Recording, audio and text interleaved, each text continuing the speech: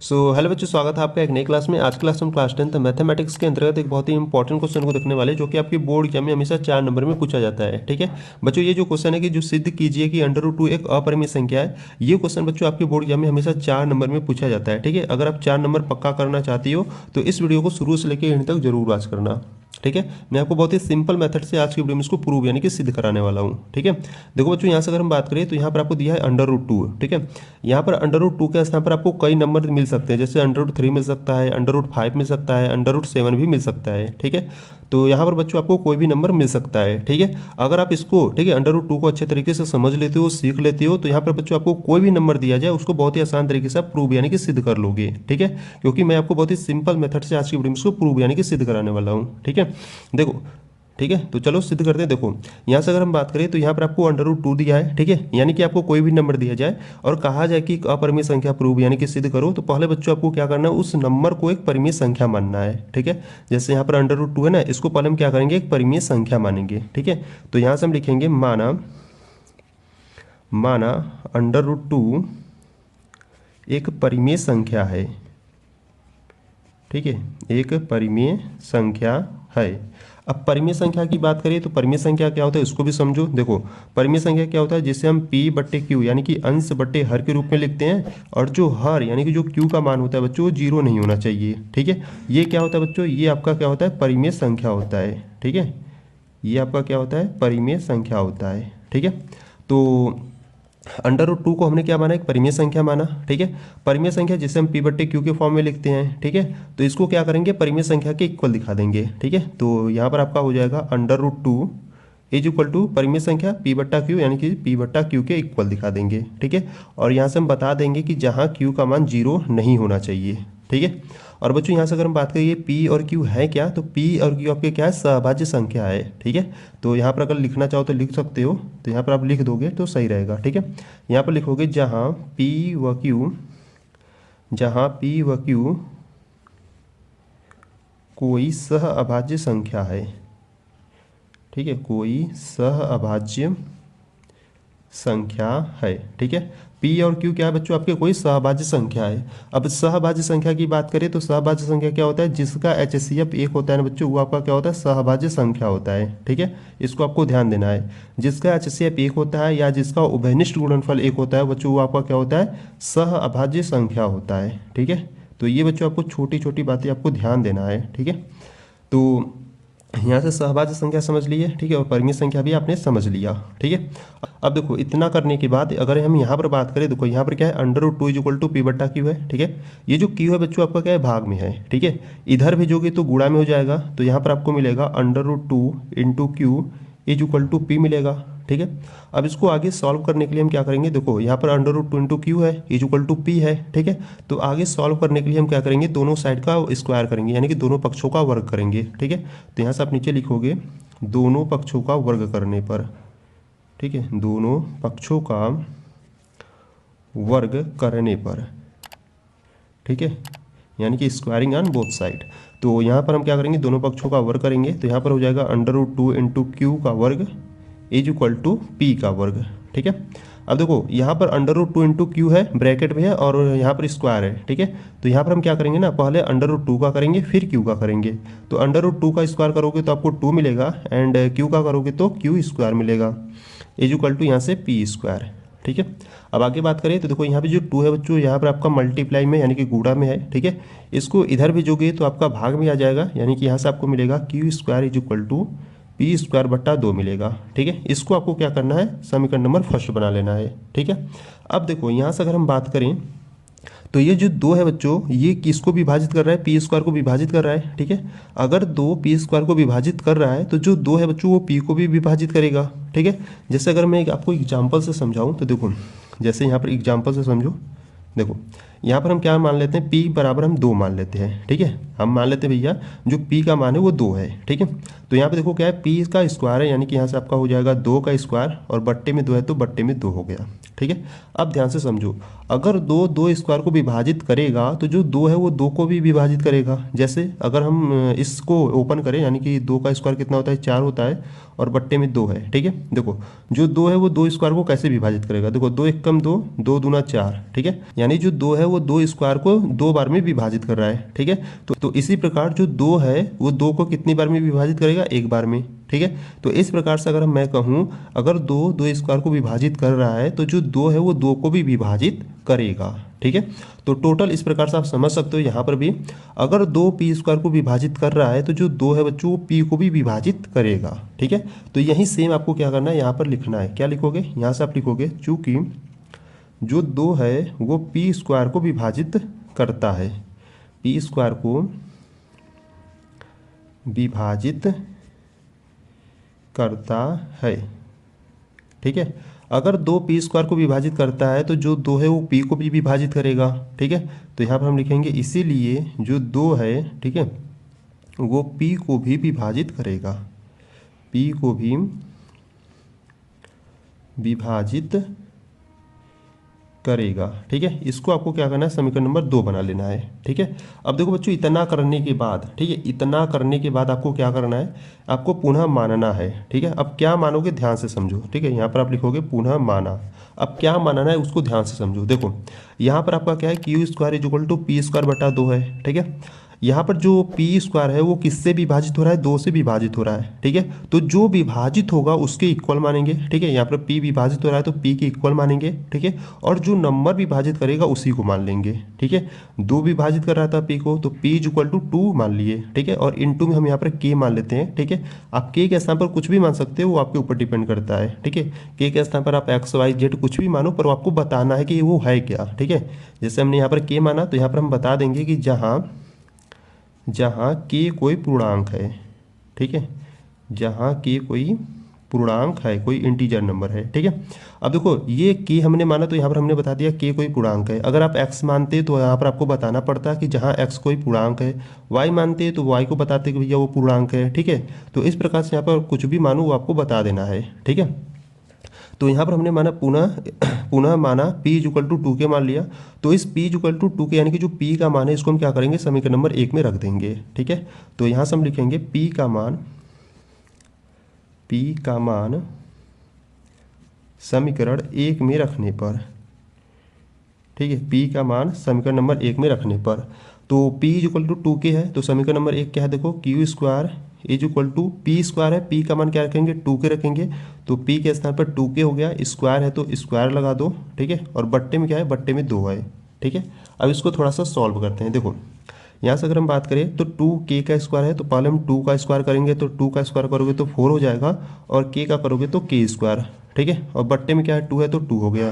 देखो बच्चों यहाँ पर नंबर आपके कट रहे हैं, यानी कि अगर देखो यहाँ से काटे तो 2 1 कम 2, 2 दूना 4, ठीक है। यानी कि टोटल यहाँ से क्या मिला आपको, 2k स्क्वायर मिला, ठीक है। तो यानी कि यहाँ से अगर हम बात करें तो Q square is equal to आपको मिला 2k स्क्वायर, ठीक है। इतना तक क्लियर हो गया। अब देखो यहाँ से अगर हम बात करें तो यहाँ पे जो 2 है बच्चों आपका मल्टीप्लाई यानी कि गुणा में है, इधर भेजोगे तो आपका भाग में हो जाएगा, ठीक है। यानी कि यहाँ से आपको मिलेगा क्यू स्क्वायर 2 गुणा में है, इधर भेजोगे तो भाग में हो जाएगा बराबर में के स्क्वायर, ठीक है। अगर इसको सही फॉर्म में लिखे तो इस प्रकार से भी लिख सकते हैं कि K square is equal to Q square बट्टा 2, ठीक। अब देखो यहाँ पर अगर हम बात करें तो ये जो 2 है बच्चों वो किसको विभाजित कर रहा है, ये जो 2 है वो क्यू स्क्वायर को विभाजित कर रहा है। अगर 2 क्यू स्क्वायर को विभाजित कर रहा है तो जो 2 है वो क्यू को भी विभाजित करेगा, ठीक है, जैसे हमने यहाँ पर समझा था, ठीक है। तो सेम यहाँ पर भी है, ठीक है। तो यहाँ पर हम क्या लिखेंगे, यहाँ पर हम लिखेंगे चूँकि जो 2 है वो क्यू स्क्वायर को विभाजित करता है, ठीक है, क्यू स्क्वायर को विभाजित करता है, ठीक है। अगर 2 क्यू स्क्वायर को विभाजित कर रहा है तो जो 2 है वो क्यू को भी विभाजित करेगा। तो इसीलिए जो 2 है वो क्यू को भी विभाजित करेगा, ठीक है, क्यू है, ठीक है, क्यू को भी विभाजित करेगा, ठीक है। इसको आपको क्या करना है बच्चों, इसको आपको समीकरण नंबर 3 बना लेना है, ठीक है। अब देखो यहाँ से इतना करने के बाद यहाँ पर आपको ध्यान से देखना है, ठीक है। देखो यहाँ से अगर हम बात करें समीकरण नंबर 2 और समीकरण नंबर 3 से, समीकरण 2 क्या कर रहा है, देखो समीकरण नंबर 2 कर रहा है कि जो 2 है वो p को भी विभाजित करेगा, ठीक है। और समीकरण नंबर 3 क्या कर रहा है, जो 2 है वो q को भी विभाजित करेगा, ठीक है। यानी कि ये जो 2 है बच्चों वो p को भी विभाजित कर रहा है और q को कर रहा है, ठीक है। यानी कि p और q का जो उभयनिष्ठ गुणनफल है बच्चों वो क्या है, 2 है, ठीक है। यहाँ से अगर हम बात करें तो p और q का जो उभयनिष्ठ गुणनफल है वो 2 है। क्योंकि यहाँ पर जो 2 है वो p को विभाजित कर रहा है और यहाँ पर जो 2 है वो q को विभाजित कर रहा है। ठीक है, और ये p और q है क्या, तो p और q बच्चों आपका क्या है, कोई सहभाज्य संख्या है। ठीक है, और सहभाज्य संख्या क्या होती है, जिसका HCF 1 होता है, यानी कि जिसका उभयनिष्ठ गुणनफल सिर्फ 1 होता है। ठीक है, पर इसका जो उभयनिष्ठ गुणनफल है बच्चों वो क्या आ रहा है, 2 आ रहा है। ठीक है, तो ये हमारी क्या होगी, कल्पना के विपरीत हो जाएगी। ठीक है, यानी कि ये इतना हमने किया, इतना पूरा टोटल मानकर जो किया, इसको हम एक परिमेय संख्या प्रूव नहीं कर पा रहे हैं। ठीक है, तो ये हमारी क्या हो जाएगी, कल्पना की विपरीत हो जाएगी। तो यहाँ से हम क्या लिखेंगे, देखो यहाँ से आप लिखोगे, ठीक है, देखो यहाँ पर आप स्टेटमेंट को देखो लिखना जरूरी है। ठीक है, यहाँ से आप लिखोगे इस प्रकार समीकरण 2 व 3 से, ठीक है, समीकरण 2 व 3 से हमें यह पता चलता है कि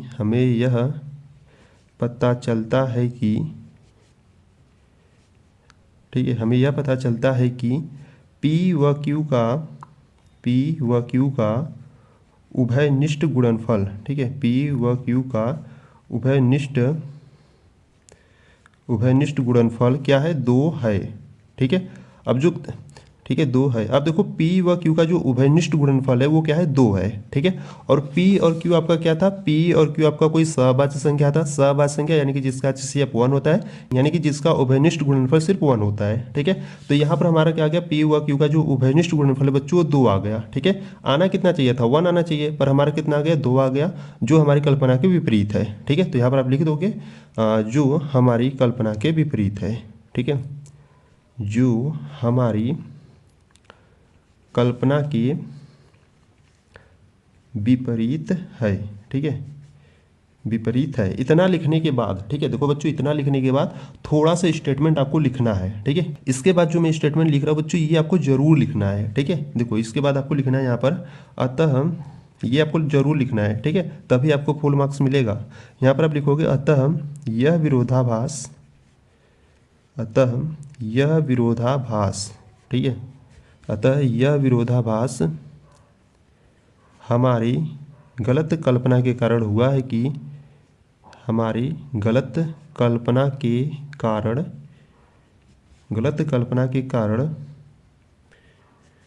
हुआ है कि जो करड़ी में 2 है वो एक परिमेय संख्या है। ठीक है, ये हमारी गलत कल्पना के कारण हुआ है। ठीक है, इसको आपको ध्यान देना है। ठीक है, तो यहाँ से आप नीचे बता दोगे अतः करड़ी में 2 एक अपरिमेय संख्या है। ठीक है, अपरिमेय संख्या है, और यहाँ से आप नीचे लिख दोगे इति सिद्धम। ठीक है, इति सिद्धम।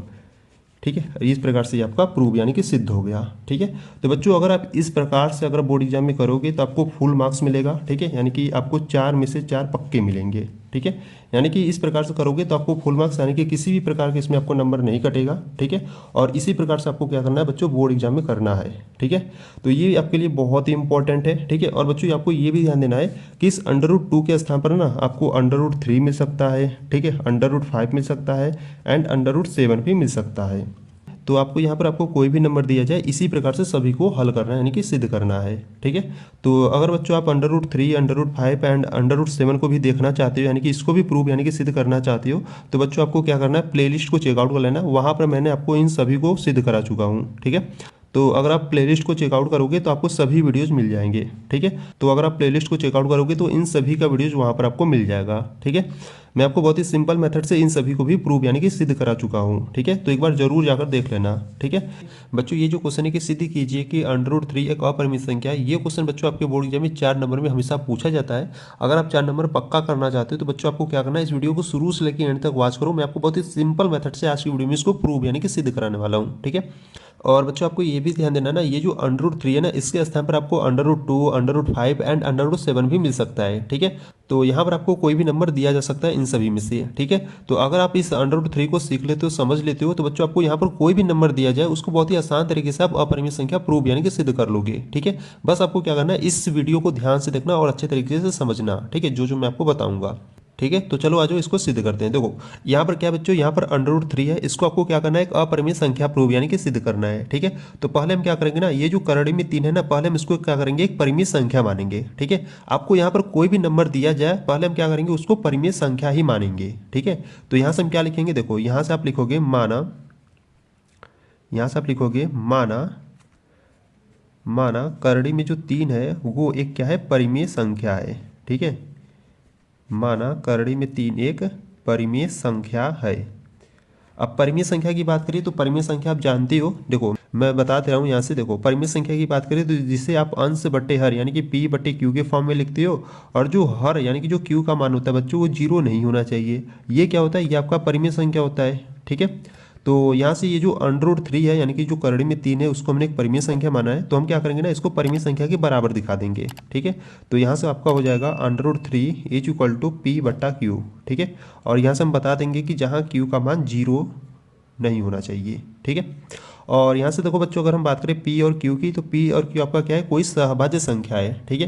तो यहाँ से आपको नीचे लिख देना है कि जहाँ p व q, जहाँ p व q कोई सहअभाज्य संख्या है। ठीक है। कोई सहअभाज्य, ठीक है, सहअभाज्य संख्या है। ठीक है। अब यहाँ से अगर हम बात करें सहभाज्य संख्या क्या होती है, तो इसको भी समझो। देखो सहभाज्य संख्या क्या होता है, जिसका HCF, ठीक है, यानी कि ऐसी संख्या जिसका HCF 1 हो, ठीक है, या उसका उभयनिष्ठ गुणनफल 1 हो, वो आपका क्या होता है, सहभाज्य संख्या होता है। ठीक है। तो जिस संख्या का HCF 1 आता है वो आपका क्या होता है, सहभाज्य संख्या होता है। ठीक है। तो यहाँ से आपने सहभाज्य संख्या और परिमेय संख्या दोनों यहाँ से समझ लिया। ठीक है। और बच्चों देखो यहाँ से अगर हम बात करें तो यहाँ पर आपका क्या है, √3 = p बट्टा q है। ठीक है। ये जो q है बच्चों आपका भाग में है, जब इधर भेजोगे तो आपका गुणा में हो जाएगा। ठीक है। तो इसको थोड़ा सा इसी प्रकार से हम सॉल्व करेंगे। तो यहाँ से आपका हो जाएगा √3 q भाग में इधर भेजोगे तो आपका गुणा में हो जाएगा और बराबर में p बचेगा। ठीक है। अब देखो बच्चों इस √3 को, ठीक है, इस √3 को √ से हटाने के लिए हम क्या करेंगे, दोनों साइड का स्क्वायर करेंगे यानी कि दोनों पक्षों का वर्ग करेंगे। ठीक है। तो यहाँ से हम क्या लिखेंगे, तो यहाँ से हम नीचे क्या लिखेंगे, यहाँ से हम लिखेंगे दोनों पक्षों का वर्ग करने पर। ठीक है। दोनों पक्षों का वर्ग करने पर। ठीक है। यानी कि स्क्वायरिंग ऑन बोथ साइड। ठीक है। दोनों साइड यानी कि दोनों पक्षों का हम क्या करेंगे, वर्ग करेंगे। तो यहाँ पर √3 है, देखो पहले क्या हो जाएगा, आप पहले वर्ग कर दो, √3 × q का वर्ग। ठीक है। और p है तो p का वर्ग कर दो। ठीक है। अब ध्यान से समझो, देखो यहाँ से अगर हम बात करें तो देखो ये ब्रैकेट में है। ठीक है। पहले हम क्या करेंगे, पहले हम इस √3 का वर्ग करेंगे, फिर उसके बाद हम q का वर्ग करेंगे। ठीक है। तो पहले अगर आप √3 का वर्ग करोगे तो आपको 3 मिलेगा। अब q का करोगे तो q² मिलेगा, बराबर में क्या है, p²। ठीक है। अब देखो बच्चों ये जो 3 है आपका क्या है, गुणा में, इधर लाओगे तो बट्टे में हो जाएगा, यानी कि यहाँ से आपको मिलेगा q² = p² बट्टा 3 मिलेगा। ठीक है। इसको आपको क्या करना है, समीकरण नंबर फर्स्ट बना लेना। ठीक है। अब देखो यहाँ पर अगर हम बात करें, ये जो 3 है बच्चों वो किसको विभाजित कर रहा है, ये जो 3 है वो p² को विभाजित कर रहा है। अगर 3 p² को विभाजित कर रहा है तो जो 3 है बच्चों वो p को भी विभाजित करेगा। जैसे अगर मैं आपको एग्जाम्पल से समझाऊँ तो देखो ध्यान समझना, यहाँ पर देखो जैसे मैं आपको एग्जाम्पल से समझाऊं तो यहाँ पर क्या है, p² बटा 3 है। ठीक है। अगर मैं मान लूँ p के स्थान पर मान लेता हूँ 3 ले लेता हूँ। ठीक है। अब इसको थोड़ा सा सॉल्व करते, देखो यहाँ पर p² है तो यहाँ पर हमारा क्या हो जाएगा, 3 का स्क्वायर हो जाएगा, बट्टे में 3 है तो बट्टे में 3 हो गया। ठीक है। अब ध्यान समझो, अगर 3 स्क्वायर को विभाजित करता है तो जो 3 है वो 3 को भी विभाजित करेगा। जैसे अगर मैं बताऊँ तो देखो यहाँ पर अगर 3 के स्क्वायर को ओपन किया जाए तो 3 का स्क्वायर 9 होता है और बट्टे में 3 है। ठीक है। देखो संख्याएं कट रही तो काट दो, 3 × 3 3 × 9। ठीक है। यानी कि इसको 3 बार में विभाजित किया।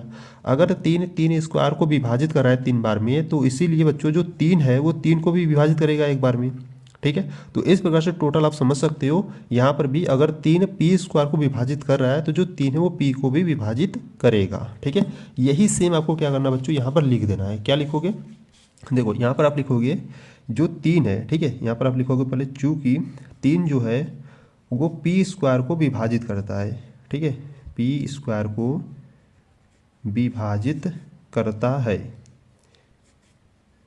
ठीक है। p² को विभाजित करता है, इसीलिए जो 3 है वो p को भी विभाजित करेगा, p को भी विभाजित करेगा। ठीक है, इसको आपको क्या करना है, समीकरण नंबर 2 बना लेना है। ठीक है, एक बार देखो मैं आपको फिर से समझा दे रहा हूँ। देखो यहाँ से अगर हम बात करें, यहाँ पे जो 3 है अगर वो पी स्क्वायर को विभाजित कर रहा है तो जो 3 है बच्चों वो पी को भी विभाजित करेगा। एग्जाम्पल के तौर पे यहाँ पर देख लो, देखो पी के स्थान पर हमने क्या माना, 3 मान लिया। ठीक है, अब 3 मान लिया तो यहाँ पर 3 का स्क्वायर बटा 3 हो जाएगा। ठीक है, इसके हिसाब से अब देखो अगर 3 स्क्वायर को 3 बार में विभाजित कर रहा है तो जो 3 है बच्चों, ठीक है, जो 3 है वो 3 को भी विभाजित करेगा एक बार में। ठीक है, तो इसी प्रकार से यहाँ पर भी है, अगर 3 है पी स्क्वायर को विभाजित कर रहा है तो जो 3 है वो पी को भी विभाजित करेगा। ठीक है, तो यही हमने सेम यहाँ पर लिख दिया इस प्रकार से। ठीक है, अब देखो इसके बाद आपको क्या करना है, इसके बाद देखो इतना कंप्लीट यानी कि इतना सॉल्व करने के बाद, इतना सिद्ध करने के बाद, इसके बाद आपको पुनः मानना है। ठीक है, इसके बाद यहाँ पर आप क्या लिखोगे, यहाँ पर आप पुनः मानोगे। ठीक है, यहाँ पर आप लिखोगे पुनः माना। अब क्या मानोगे उसको समझो। देखो यहाँ पर आपका क्या है, Q square is equal to P square बटा 3 है। ठीक है, ये जो पी स्क्वायर है वो किससे विभाजित हो रहा है, 3 से विभाजित हो रहा है। ठीक है, जो विभाजित होगा उसके इक्वल मानेंगे। देखो पी विभाजित हो रहा है तो हम पी के इक्वल मानेंगे, और जो नंबर विभाजित करेगा उसी नंबर को मान लेंगे। ठीक है, देखो यहाँ पर पी विभाजित हो रहा है, ठीक है, पी के इक्वल मान लिए, और जो नंबर विभाजित यानी कि 3 विभाजित कर रहा था तो 3 को मान लिए। ठीक है, और यहाँ पर हम इनटू में के मान लेते हैं। ठीक है, आप के स्थान पर कुछ भी मान सकते हो, वो आपके ऊपर डिपेंड करता है। ठीक है, जैसे यहाँ पर आप कुछ भी मानो उसको आपको बता देना को क्या है, पूर्णांक है। ठीक है, अगर आप एक्स मानोगे तो आपको बता देना कि जहाँ एक्स कोई पूर्णांक है, अगर वाई मानोगे तो आप बता दोगे कि जहाँ वाई कोई पूर्णांक है। ठीक है, हमने यहाँ पर के माना है तो यहाँ पर हम बता देंगे कि जहाँ के कोई पूर्णांक है। ठीक है, तो यहीं पर लिख देते हैं। तो यहाँ पर आपको लिखना है जहाँ के कोई पूर्णांक है। ठीक है, जहाँ के कोई पूर्णांक यानी कि इंटीजर नंबर है। ठीक है, तो ये जो p इक्वल टू 3 के हमने माना ना बच्चों, इसको हम क्या करेंगे, समीकरण नंबर 1 में रखेंगे। तो यहाँ से आपका हो जाएगा Q square is equal to, देखो p है तो p के स्थान पर हमने क्या लिख दिया, 3k लिख दिया, और यहाँ पर स्क्वायर है तो स्क्वायर, और बट्टे में क्या है, 3 है। ठीक है, अब इसको सॉल्व करें तो यहाँ पर देखो पहले हम 3 का स्क्वायर करेंगे तो 9 मिलेगा, और k का करोगे तो k स्क्वायर, और बट्टे में 3, तो 3 एकम 3, 3 त्रिक का 9, यानी कि इसको सॉल्व करने पर आपको मिला 3k स्क्वायर। ठीक है, इसको सही रूप में लिख दें तो यहाँ से आपका हो जाएगा Q square is equal to 3k square. ठीक है, अब देखो बच्चों ये जो 3 है इधर क्या है, गुणा में, इधर लाओगे तो आपका बट्टे में हो जाएगा, तो यहाँ से आपको मिलेगा क्यू स्क्वायर बट्टा 3 इज इक्वल टू के स्क्वायर। ठीक है, अगर इसको सही रूप में लिखे तो इस प्रकार से भी लिख सकते हैं, K square is equal to Q square बट्टा 3। ठीक है, अब देखो यहाँ पर भी वही कंडीशन आ गया, ये जो 3 है वो क्यू स्क्वायर को विभाजित कर रहा है, तो जो 3 है वो क्यू को भी विभाजित करेगा, जैसे यहाँ पर हमने समझा था। ठीक है, तो सेम यहाँ पर भी यही है। ठीक है, तो यहाँ पर भी हम क्या करेंगे बच्चों, इसी प्रकार से लिखेंगे। ठीक है, क्या लिखोगे यहाँ से, देखो आप लिखोगे यहाँ से आप लिखोगे जो 3 है, ठीक है, यहाँ पर पहले लिखोगे चूँकि जो 3 है वो क्यू स्क्वायर को विभाजित करता है। ठीक है, क्यू स्क्वायर को विभाजित करता है। ठीक है, तो इसीलिए जो 3 है वो क्यू को भी विभाजित करेगा। ठीक है, क्यू को भी विभाजित करेगा।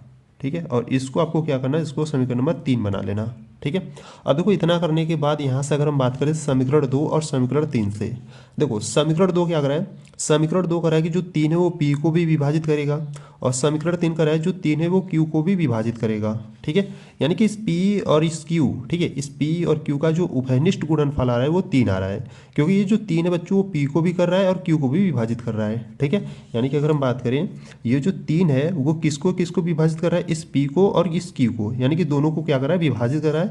इसीलिए इस p और q का जो उभयनिष्ठ गुणनफल होगा वो 3 है, यानी कि जो कॉमन वैल्यू है वो 3 है। ठीक है, और बच्चों ये p और q आपका था क्या, तो देखो p और q आपका कोई सहभाज्य संख्या था। ठीक है, और सहभाज्य संख्या क्या होता है, जिसका HCF 1 होता है। ठीक है, यानी कि जिसका उभयनिष्ठ गुणनफल सिर्फ 1 होता है। ठीक है, पर यहाँ पर इस p और q का जो उभयनिष्ठ गुणनफल आ रहा है वो कितना आ रहा है, 3 आ रहा है। ठीक है, जो हमारी कल्पना की विपरीत हो जाएगी। ठीक है, आना कितना चाहिए था, आना 1 चाहिए था, पर यहाँ पर कितना आ रहा है, 3 आ रहा है, तो ये आपका क्या हो जाएगा, ये आपका एक विरोधाभास हो जाएगा। ठीक है, यहाँ से बच्चों मैं आपको एक बार फिर से समझा दे रहा हूँ। देखो यहाँ से अगर हम बात करें समीकरण 2 और समीकरण नंबर 3 से अगर हम बात करें तो इस p और इस q का जो उभयनिष्ठ गुणनफल आ रहा है बच्चों कितना आ रहा है, 3 आ रहा है। ठीक है, आना कितना चाहिए था, आना 1 चाहिए था। ठीक है, तो इसलिए क्या हो जाएगा, ये हमारी गलत कल्पना के विपरीत हो जाएगा। ठीक है, तो यही सेम बच्चों आपको क्या करना है, यही नीचे लिखना है। ठीक है, यहाँ से क्या लिखोगे, यहाँ से आप लिखोगे, देखो यहाँ से आप लिखोगे समीकरण 2 व 3 से। ठीक है, समीकरण 2 व 3 से हमें यह पता चलता है कि हमें यह पता चलता है कि पी व क्यू का, ठीक है, पी व क्यू का उभयनिष्ठ गुणनफल, पी व क्यू का उभयनिष्ठ गुणनफल, ठीक है, पी व क्यू का जो उभयनिष्ठ गुणनफल है बच्चों वो कितना आ रहा है, 3 आ रहा है, ठीक है। तो पी व क्यू का जो उभयनिष्ठ गुणनफल है वो 3 है, जो हमारी कल्पना के विपरीत है, जो हमारी कल्पना के विपरीत है, ठीक है। अब कल्पना के विपरीत क्यों है, क्योंकि इस पी और क्यू का जो उभयनिष्ठ गुणनफल आ रहा है यानी कि जो कॉमन वैल्यू आ रहा है वो 3 आ रहा है, ठीक है। आना कितना चाहिए था, आना हमारा 1 चाहिए था, पर यहाँ पर 3 आ रहा है, ठीक है। तो इसीलिए यहाँ पर हम लिख दिए जो हमारी कल्पना के विपरीत है, ठीक है। अब देखो इतना लिखने के बाद इसके बाद आपको थोड़ा सा और स्टेटमेंट आपको लिखना है, ठीक है। ये जो बच्चों इसके बाद हम स्टेटमेंट लिखना है ये आपको जरूर लिखना है, तभी आपको जाकर फुल मार्क्स मिलेगा, ठीक है। तो यहाँ पर हम क्या लिखेंगे, यहाँ पर हम लिखेंगे अतः अतः यह विरोधाभास, अतः यह विरोधाभास, अतः यह विरोधाभास हमारी गलत कल्पना के कारण हुआ है कि, हमारी गलत कल्पना के कारण, हमारी गलत कल्पना के कारण हुआ है कि, ठीक है, हुआ है कि करड़ी में जो 3 है वो एक परिमेय संख्या है, ठीक है। हमारी गलत कल्पना के कारण हुआ है कि करड़ी में 3 एक परिमेय संख्या है, ठीक है। बच्चों आपको ध्यान देना है ये हमारी गलत कल्पना के कारण हुआ था, ठीक है। तो यहाँ से आपको नीचे बता देना है अतः अतः करड़ी में 3 एक अपरिमेय संख्या है, ठीक है। यहाँ से आपको नीचे इस प्रकार से लिख देना है, ठीक है। और ये आपका क्या हो जाएगा, ये आपका सिद्ध हो जाएगा। तो यहाँ से आप नीचे लिख दोगे इति सिद्धम, ठीक है। इस प्रकार से बच्चों आपको इसको प्रूव करना था, ठीक है। और बच्चों आपको ये भी ध्यान देना है ना, इस नंबर के स्थान पर आपको क्या क्या मिल सकता है। देखो इस √3 के स्थान पर ना आपको √2 मिल सकता है, √5 मिल सकता है और √7 भी मिल सकता है, ठीक है। तो अगर आप इन सभी को भी देखना चाहते हो, इस प्रकार से प्रूव करना चाहते हो इन सभी को, तो बच्चों आपको क्या करना है, प्लेलिस्ट को चेकआउट कर लेना, वहाँ पर आपको उन सभी का वीडियो मिल जाएगा, ठीक है। अगर आपको इस √3 वाले में कुछ भी दिक्कत, कुछ भी परेशानी हो रही है तो बच्चों आपको क्या करना है, एक बार वीडियो को रिपीट कर कर एक बार फिर से देखना और अच्छे तरीके से समझ लेना, ठीक है। मैं आपको बहुत ही सिंपल मेथड से बताने की कोशिश की हूँ, ठीक है। और इसी प्रकार से अगर आप बोर्ड एग्जाम में करोगे तो आपको फुल मार्क्स मिलेगा, किसी भी प्रकार का आपका नंबर नहीं कटेगा, ठीक है। कुछ भी डाउट हो तो बच्चों आपको क्या करना है, वीडियो को एक बार रिपीट कर कर जरूर देख लेना, ठीक है। और आपको वीडियो कैसी लगी ये भी आपको बता देना है, ठीक है। तो देखो बच्चों यहाँ से अगर हम बात करें क्वेश्चन की, तो क्वेश्चन कराए कि सिद्ध कीजिए कि √5 एक अपरिमेय संख्या है, ठीक है। और बच्चों आपको यहाँ पर ध्यान देना है ना, ये जो √5 है ना इसके स्थान पर आपको √2, √3 एंड √7 भी मिल सकता है, ठीक है। तो यहाँ पर आपको कोई भी नंबर मिल सकता है, ठीक है। अगर आप इसको √5 को सीख लेते हो, समझ लेते हो, तो यहाँ पर आपको कोई भी नंबर दिया जाए उन सभी को भी आप अच्छे तरीके से सिद्ध कर लोगे, ठीक है। तो आज की वीडियो में हम क्या करेंगे, √5 को सिद्ध करेंगे अपरिमेय संख्या, ठीक है। बहुत ही सिंपल मेथड से बच्चों मैं आपको सिद्ध कराने वाला हूँ, ठीक है। तो इसलिए ध्यान से देखना। देखो यहाँ से अगर हम बात करें तो यहाँ पर आपको √5 दिया है, ठीक है। यानी कि आपको यहाँ पर कुछ भी नंबर दिया जाए और कहा जाए कि एक अपरिमेय संख्या प्रूव यानी कि सिद्ध करो, तो पहले हम क्या करेंगे ना बच्चों, उस संख्या को पहले एक परिमेय संख्या मानेंगे, ठीक है। जैसे यहाँ पर आपका क्या √5 है, ठीक है, इसको हमको एक अपरिमेय संख्या सिद्ध करना है, ठीक है। तो पहले हम क्या करेंगे, इस √5 को एक पहले परिमेय संख्या मानेंगे, ठीक है। तो चलो आ जाओ इसको सिद्ध करते हैं। देखो यहाँ से पहले हम क्या करेंगे, यहाँ से हम मानेंगे कि जो √5 है वो एक परिमेय संख्या है, ठीक है। तो यहाँ से हम लिखेंगे माना √5 एक परिमेय संख्या है, ठीक है, परिमेय संख्या है। अब √5 को हमने एक परिमेय संख्या माना है, ठीक है। अब यहाँ से अगर हम बात करें परिमेय संख्या क्या होता है, तो देखो आप परिमेय संख्या आप जानते हो, ठीक है।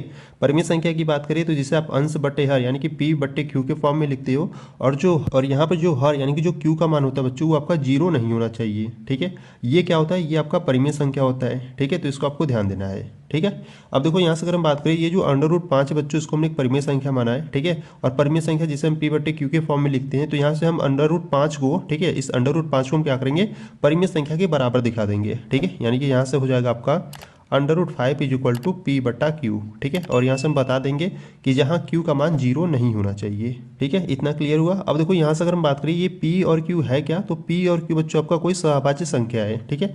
तो यहाँ से आप नीचे बता देना कि जहाँ p व q कोई सहअभाज्य संख्या है, ठीक है, कोई सहअभाज्य संख्या है, अब सहभाज्य संख्या की बात करें तो सहभाज्य संख्या क्या होता है, देखो सहभाज्य संख्या जिसका HCF 1 हो, ठीक है, यानी कि ऐसी संख्या है जिसका HCF 1 हो वो आपका क्या होता है, सहभाज्य संख्या होता है, ठीक है। या आप कह सकते हो कि जिनका उभयनिष्ठ गुणनफल सिर्फ 1 हो वो आपका क्या होता है, सहभाज्य संख्या होता है, ठीक है। तो इस प्रकार से आपने सहभाज्य संख्या को भी समझ लिया, ठीक है। अब देखो इतना करने के बाद आपको क्या करना है, अगर हम बात करें तो देखो यहाँ पर √5 = P/Q है, ठीक है। और ये जो बच्चों Q है ये आपका भाग में है, जब इधर भेजोगे तो गुणा में हो जाएगा, ठीक है। यानी कि यहाँ से आपको मिलेगा √5 × Q = P मिलेगा, ठीक है। अब इससे आगे सॉल्व करने के लिए देखो यहाँ पर अंडर रूट में संख्या है, ठीक है। तो इसको अंडर रूट से हटाने के लिए यानी कि आगे सॉल्व करने के लिए हम क्या करेंगे, दोनों साइड का स्क्वायर करेंगे, ठीक है। यानी कि दोनों पक्षों का वर्ग करेंगे, ठीक है। तो यहाँ से हम नीचे लिखेंगे दोनों पक्षों का वर्ग करने पर, ठीक है, दोनों पक्षों का वर्ग करने पर। तो यहाँ से क्या करेंगे, दोनों पक्षों का वर्ग करेंगे, तो यहाँ से आपका हो जाएगा √5 × Q का वर्ग हो जाएगा, ठीक है। और = P है तो P का वर्ग हो जाएगा, ठीक है। अब देखो यहाँ से अगर हम बात करें तो यहाँ पर √5 × Q है, ठीक है। तो पहले हम क्या करेंगे ना, पहले हम इस √5 का स्क्वायर करेंगे। जब √5 का स्क्वायर करोगे तो आपको 5 मिलेगा। अब Q का करोगे तो Q² मिलेगा, = में आपका P² है तो P², ठीक है। अब यहाँ पे ध्यान दो, देखो ये जो 5 बच्चों इधर गुणा में है, इधर भेजोगे तो आपका बट्टे में हो जाएगा, यानी कि यहाँ से आपको मिलेगा Q² = P²/5 मिलेगा, ठीक है। इसको आपको क्या करना है, समीकरण नंबर 1 बना लेना, ठीक है। अब देखो इतना करने के बाद, ठीक है, इतना करने के बाद यहाँ पर अगर हम बात करें तो यहाँ पर आपका है Q² = P²/5 है, ठीक है। अब बच्चों ये जो 5 है वो किसको विभाजित कर रहा है, P² को विभाजित कर रहा है। अगर 5 P² को विभाजित कर रहा है तो जो 5 बच्चों वो P को भी विभाजित करेगा, ठीक है। जैसे मैं आपको एग्जाम्पल से समझाऊँ, देखो यहाँ पर अगर मैं आपको एग्जाम्पल से समझाऊँ, ठीक है, जैसे मान लो यहाँ पर P है ना, तो यहाँ पर हम क्या करते हैं, P = 5 मान लेते हैं, ठीक है। P की जगह हमने क्या मान लिया, 5 मान लिया। यहाँ पे देखो P² है तो यहाँ पर आपका 5 का स्क्वायर हो जाएगा, ठीक है। और बट्टे में 5 है तो 5 हो जाएगा, ठीक है। अब ध्यान से समझो, देखो अगर 5 स्क्वायर को विभाजित करता है, ठीक है, तो जो 5 है वो 5 को भी विभाजित करेगा। जैसे अगर इसको सॉल्व करें तो अगर 5 का स्क्वायर ओपन करोगे तो 5 का स्क्वायर 25 होता है, ठीक है। और बट्टे में क्या है, 5 है, तो 5 × 5 5 × 5 = 25, ठीक है। देखो जो 5 है वो 5 स्क्वायर को कितनी बार में विभाजित किया, 5 बार में विभाजित किया, ठीक है। इसी प्रकार अगर 5 देखो अगर 5 स्क्वायर को 5 बार में विभाजित किया तो जो 5 है वो 5 को क्या करेगा, एक बार में विभाजित करेगा, ठीक है। तो इस प्रकार से आप समझ सकते हो कि अगर 5 स्क्वायर को विभाजित कर रहा है तो जो बच्चों 5 है वो 5 को भी विभाजित करेगा, ठीक है। तो इसी प्रकार से टोटल यहाँ पर भी आप समझ सकते हो कि अगर 5 जो है वो P² को विभाजित कर रहा है तो जो 5 है वो P को भी विभाजित करेगा, ठीक है। तो इस प्रकार से बच्चों यहाँ पर क्या करेंगे, यहाँ पर लिखेंगे, देखो यहाँ पर हम क्या लिखेंगे, यहाँ पर हम लिखेंगे चूँकि जो 5 है वो P² को विभाजित करता है, ठीक है, P² को विभाजित करता है, ठीक है। अगर 5 P² को विभाजित कर रहा है तो जो 5 है वो P को भी विभाजित करेगा, ठीक है। तो यहाँ से हम नीचे लिखेंगे, इसीलिए जो 5 है वो P को भी विभाजित करेगा, P को भी विभाजित करेगा, ठीक है। इसको आपको क्या करना है, इसको आपको समीकरण नंबर 2 बना लेना है, ठीक है। आगे ये आपको काम देगा, ठीक है। अब देखो इतना करने के बाद, ठीक है, अब इतना करने के बाद हम यहाँ पर क्या करेंगे बच्चों, पुनः मानेंगे, ठीक है। देखो ध्यान से देखना, ठीक है, यहाँ से हम पुनः क्या मानेंगे, ठीक है। अब देखो यहाँ से हम लिखेंगे पुनः माना। अब क्या मानेंगे, देखो यहाँ पर अगर हम बात करें तो यहाँ पर Q² = P²/5 है, ठीक है। और यहाँ पर जो P है बच्चों वो किससे विभाजित हो रहा है, 5 से विभाजित हो रहा है, ठीक है। तो जो विभाजित होगा, ठीक है, जो विभाजित होगा उसके इक्वल मानेंगे और जो नंबर विभाजित करेगा उसी नंबर को मान लेंगे यहाँ पर, ठीक है। तो यहाँ पर P जो था वो 5 से विभाजित हो रहा है तो हम P = 5 मान लिए और यहाँ पर हम इंटू में K मान लेते हैं, ठीक है। यहाँ पर हम K के स्थान पर आप कुछ भी मान सकते हो, XYZ, ठीक है, वो आपके ऊपर डिपेंड करता है। तो यहाँ पर हमने K मान लिया, तो अब देखो आप कुछ भी मानो वो आपको बताना कि है क्या K, ठीक है। जैसे हमने यहाँ पर K माना तो हम बता देंगे कि जहाँ K कोई पूर्णांक है, ठीक है, जहाँ K कोई पूर्णांक है, ठीक है, यानी कि इंटीजर नंबर है। अगर आप x मानते तो यहाँ पर आप बताओगे कि जहाँ x कोई पूर्णांक है, ठीक है। y मानते तो यहाँ पर आपको लिखना पड़ता है कि जहाँ y कोई पूर्णांक है, ठीक है। कुछ भी मानो आपको बता देना है कि वो पूर्णांक है, ठीक है। अब देखो ये P = 5 के हमने मान लिया, ठीक है। तो ये जो P का मान है ना बच्चों, इसको हम क्या करेंगे, समीकरण नंबर 1 में रख देंगे, ठीक है। जो P का मान है इसको हम क्या करेंगे, समीकरण नंबर 1 में रखेंगे। तो आपको क्या मिलेगा, देखो यहाँ पर आपका Q² है, ठीक है, = P², P के स्थान पर हम क्या माने 5K, ठीक है। तो P के स्थान पर हम रख देंगे 5K स्क्वायर है तो स्क्वायर लगा देंगे और बट्टे में क्या है 5 है। ठीक है, अब इसको सॉल्व करते हैं। तो देखो यहाँ पर 5 के का स्क्वायर है तो पहले हम क्या करेंगे 5 का स्क्वायर करेंगे तो आपको 25 मिलेगा। ठीक है, और के का करोगे तो के स्क्वायर और बट्टे में 5। देखो 5 एकम 5, 5 पच्चे 25, यानी कि यहाँ से इसको सॉल्व करने पर आपको क्या मिला 5 के स्क्वायर मिला। ठीक है, यानी कि यहाँ से अगर हम इसको सिंपल फॉर्म में लिखे तो यहाँ पर हो जाएगा Q square is equal to 5 K square. ठीक है, और बच्चों जो 5 है उधर गुणा में है, इधर लाओगे तो आपका बट्टे में हो जाएगा, यानी कि यहाँ से आपको मिलेगा क्यू स्क्वायर बट्टा 5 इज इक्वल टू के स्क्वायर। ठीक है, अगर इसको सही फॉर्म में लिखे तो इस प्रकार से लिख सकते हैं K square is equal to Q square बट्टा 5 लिख सकते हैं। ठीक है, अब ध्यान दो, देखो यहाँ पर क्या है आपका K square is equal to Q square बट्टा 5 है। ठीक है, यानी कि यहाँ पर क्यू स्क्वायर जो है बच्चों वो 5 से विभाजित हो रहा है, या इस प्रकार से कह सकते हो कि ये जो 5 है वो क्यू स्क्वायर को विभाजित कर रहा है। ठीक है, अगर 5 क्यू स्क्वायर को विभाजित कर रहा है तो जो 5 है वो क्यू को भी विभाजित करेगा, जैसे यहाँ पर हमने समझा था अगर 5 पी स्क्वायर को विभाजित करता था तो जो 5 था वो पी को भी विभाजित करता था। ठीक है, तो इसी प्रकार यहाँ पर भी है। ठीक है, तो यहाँ पर भी हम क्या करेंगे, यहाँ पर हम लिखेंगे कि चूँकि जो 5 है वो क्यू स्क्वायर को विभाजित करता है। ठीक है, क्यू स्क्वायर को विभाजित करता है। ठीक है, जो 5 है वो क्यू स्क्वायर को विभाजित करता है, इसीलिए जो 5 है वो क्यू को भी विभाजित करेगा, क्यू को भी विभाजित करेगा। ठीक है, इसको आपको क्या करना है बच्चों, इसको आपको समीकरण नंबर 3 बना लेना है। ठीक है, अब देखो यहाँ से अगर हम बात करें तो यहाँ पे देखो समीकरण नंबर 2 क्या कर रहा है, जो 5 है वो पी को भी विभाजित करेगा।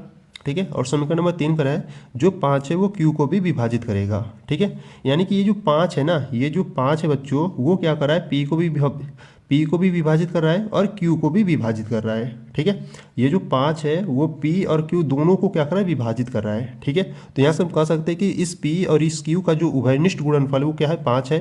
ठीक है, और बच्चों ये पी और क्यू आपका क्या था, पी और क्यू आपका कोई सहभाज्य संख्या था। ठीक है, और सहभाज्य संख्या क्या होता है, जिसका HCF 1 होता है। ठीक है, यानी कि जिसका उभयनिष्ठ गुणनफल सिर्फ 1 होना चाहिए। ठीक है, पर यहाँ पर इस पी और क्यू का जो उभयनिष्ठ गुणनफल आ रहा है वो कितना आ रहा है 5 आ रहा है। ठीक है, यानी कि ये हमारा क्या हो गया, ये हमारा गलत कल्पना के विपरीत हो गया। ठीक है, यहाँ पर कितना आना चाहिए था, यहाँ पर आपका 1 आना चाहिए था। ठीक है, यानी कि पी और क्यू का जो उभयनिष्ठ गुणनफल है वो अगर 1 आता तो हम कह सकते थे कि ये जो √5 है वो आपका एक परिमेय संख्या है। ठीक है, पर इसका पी और क्यू का जो उभयनिष्ठ गुणनफल है बच्चों वो 5 आ रहा है, जो कि हमारी कल्पना के विपरीत आ रहा है। ठीक है, तो इस प्रकार से हम क्या करेंगे, यहाँ पर हम लिखेंगे, देखो किस प्रकार से लिखेंगे। देखो यहाँ पर अगर हम बात करें तो यहाँ पर हम लिखेंगे समीकरण, देखो समीकरण 2 व 3 से।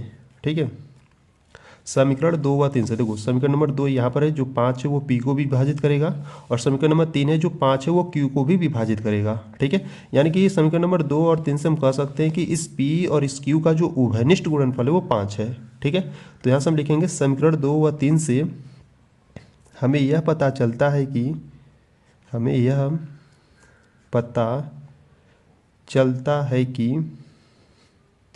हमें यह पता चलता है कि पी व क्यू का उभयनिष्ठ गुणनफल, पी व क्यू का उभयनिष्ठ गुणनफल कितना है 5 है। ठीक है, 5 है, जो हमारी कल्पना के विपरीत है, जो हमारी कल्पना के विपरीत है। ठीक है, जो हमारी कल्पना के विपरीत है। ठीक है, इस प्रकार से आपको लिखना है।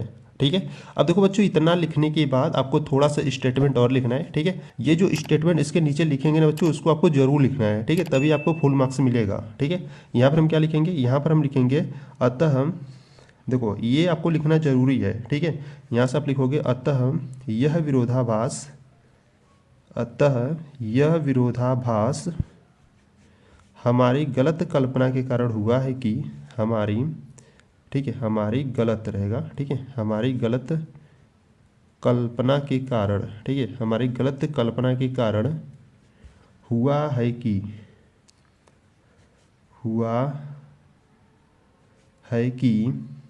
हमारी गलत कल्पना के कारण हुआ है कि जो √5 है वो एक परिमेय संख्या है। ठीक है, ये हमारी बच्चों गलत कल्पना के कारण हुआ है। ठीक है, इसको आपको ध्यान देना है।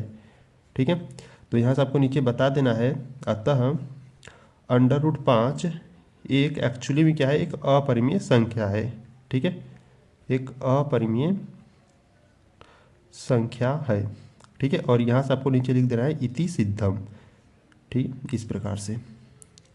ठीक है, इस प्रकार से आपको प्रूव करना है। ठीक है, तो इस प्रकार से बच्चों आपको इस √5 को एक अपरिमेय संख्या प्रूव करना है। ठीक है, और बच्चों आपको ये ध्यान देना है, ये जो स्टेटमेंट है ना, ये आपको लिखना जरूरी है। ठीक है, अगर इस स्टेटमेंट को लिखोगे तभी आपको फुल मार्क्स मिलेगा। ठीक है, तो इस प्रकार से आपको स्टेटमेंट को लिखना है। ठीक है, ठीक है, तो इस प्रकार से इस √5 को हमने इस प्रकार से सिद्ध कर लिया। ठीक है, अगर बच्चों इसमें आपको कुछ भी डाउट हो रहा है, कुछ भी परेशानी, कुछ भी दिक्कत आ रही है, तो बच्चों आपको क्या करना है, वीडियो को एक बार बैक करना है और एक बार फिर से इसको अच्छे तरीके से देखकर समझ लेना है। ठीक है, बहुत ही इंपॉर्टेंट है, आपके बोर्ड एग्जाम में 4 नंबर में पूछा जाता है। ठीक है, और यहाँ से अगर हम बात करें तो यहाँ पर देखो आपको दिया है √7 एक अपरिमेय संख्या सिद्ध करने के लिए दिया गया है। ठीक है, तो चलो आज इसको प्रूव करते हैं। देखो यहाँ से अगर हम बात करें तो यहाँ पर देखो आपको कोई भी नंबर दिया जा सकता है। ठीक है, अगर कोई भी नंबर दिया जा रहा है और उसे कहा जा रहा है कि एक अपरिमेय संख्या प्रूव करो, यानी कि सिद्ध करो, तो पहले हम क्या करेंगे बच्चों, उस नंबर को एक परिमेय संख्या मानेंगे। ठीक है, यहाँ पर √7 है तो पहले हम क्या करेंगे, इसको एक परिमेय संख्या मानेंगे। ठीक है, तो यहाँ से हम क्या लिखेंगे, यहाँ से हम लिखेंगे माना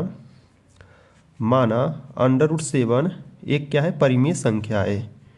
ठीक है, कोई भी नंबर दिया जाए पहले आपको क्या माना है, एक परिमेय संख्या मानना है।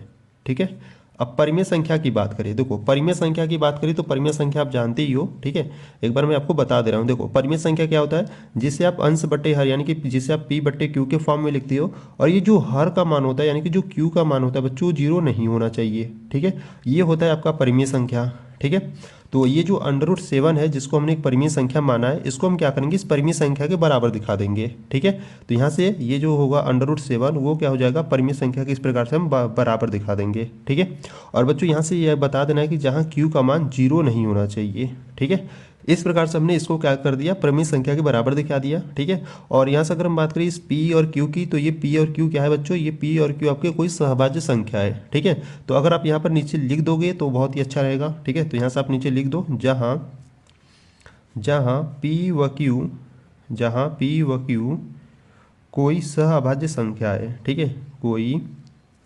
सहअभाज्य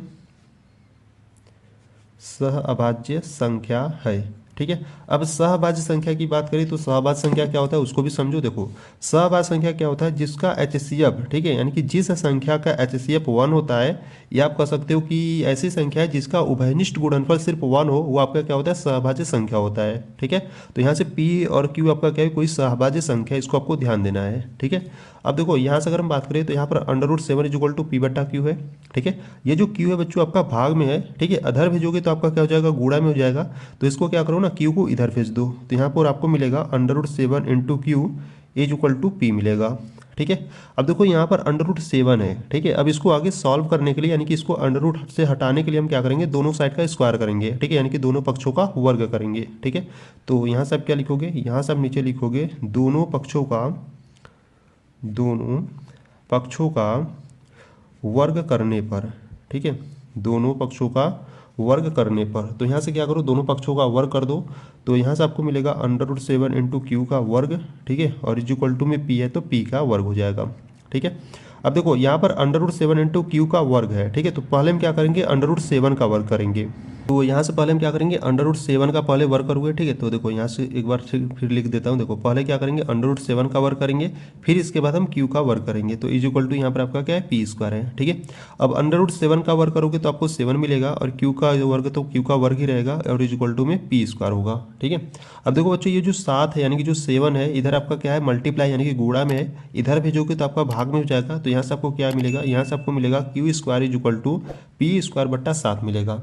ठीक है, इसको आपको क्या करना है, इसको आपको समीकरण नंबर फर्स्ट बना देना है। ठीक है, अगर यहाँ से अगर हम बात करें तो यहाँ पे देखो q² = p²/7 है। ठीक है, यानी कि ये जो p² है वो किससे विभाजित हो रहा है, 7 से विभाजित हो रहा है। ठीक है, ये जो p² है बच्चों वो 7 से विभाजित हो रहा है, यानी कि इस प्रकार से भी कह सकते हो आप कि जो 7 है वो p² को विभाजित कर रहा है। ठीक है, अगर 7 p² को विभाजित कर रहा है तो जो 7 है वो p को भी विभाजित करेगा। ठीक है, जैसे मैं आपको यहाँ पर एग्जाम्पल लेकर समझा रहा हूँ, देखो ध्यान से समझना। देखो जैसे मान लो अगर हम बात करें, ठीक है, जैसे मान लो हम इस p के स्थान पर कोई नंबर ले लेते हैं। ठीक है, p के स्थान पर मान लो हम 7 ले लेते हैं, ठीक है। और यहाँ पर आपका क्या है, पी स्क्वायर बट्टा 7 है, तो यहाँ पर पी के स्थान पर 7 रख दिया, स्क्वायर है तो स्क्वायर लगा दिया, और बट्टे में 7 है तो 7 हो गया, ठीक है। अब देखो अगर 7 7 स्क्वायर को विभाजित करेगा तो जो 7 है वो 7 को भी विभाजित करेगा, ठीक है। जैसे अगर हम बात करें, अगर इस 7 स्क्वायर को ओपन किया जाए तो आपका 49 हो जाएगा, और बट्टा में 7 है, ठीक है। तो यहाँ पे देखो काटो, 7 एकम 7, 7 सत्ते 49, ठीक है। यानी कि देखो अगर 7 7 स्क्वायर को विभाजित कर रहा है तो जो 7 है वो 7 को भी एक बार में क्या करेगा, विभाजित करेगा, ठीक है। तो इसी प्रकार यहाँ पर भी आप समझ सकते हो, अगर 7 पी स्क्वायर को विभाजित कर रहा है तो जो 7 है वो पी को भी विभाजित करेगा, ठीक है। तो यही सेम आपको क्या करना है बच्चों, यहाँ पर लिखना है, ठीक है।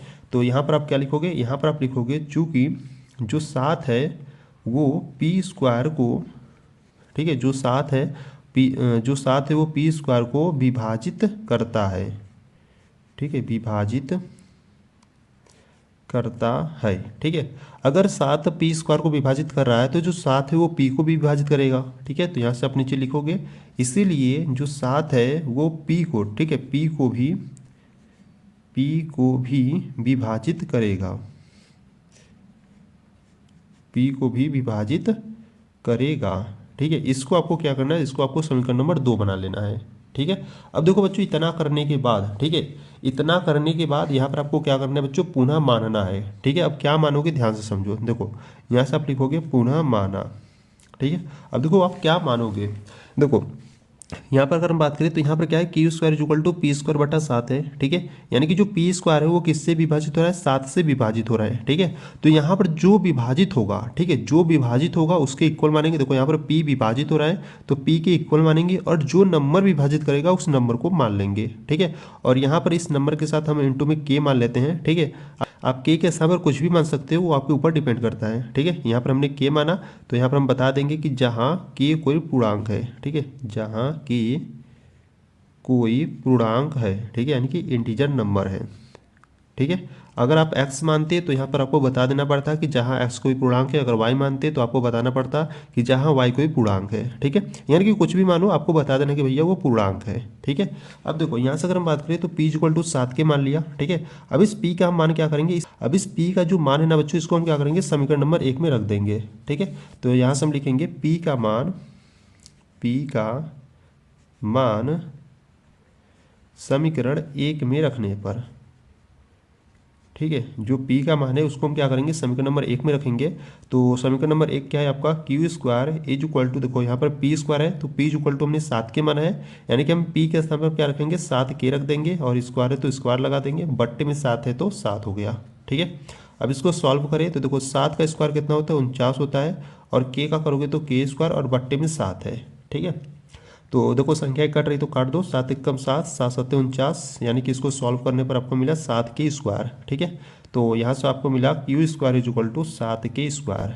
अब देखो बच्चों ये जो 7 है वो आपका क्या है, गुणा में है, इधर लाओगे तो बट्टे में हो जाएगा, यानी कि क्यू स्क्वायर बट्टा 7 इज इक्वल टू के स्क्वायर मिलेगा, ठीक है। अगर इसको सही फॉर्म में लिखे तो इस प्रकार से लिख सकते हैं, क्या यहाँ से आपका हो जाएगा K square is equal to Q square बट्टा 7 हो जाएगा, ठीक है। अब देखो बच्चों यहाँ से अगर हम बात करें तो ये जो 7 है वो किसको विभाजित कर रहा है, क्यू स्क्वायर को विभाजित कर रहा है, ठीक है।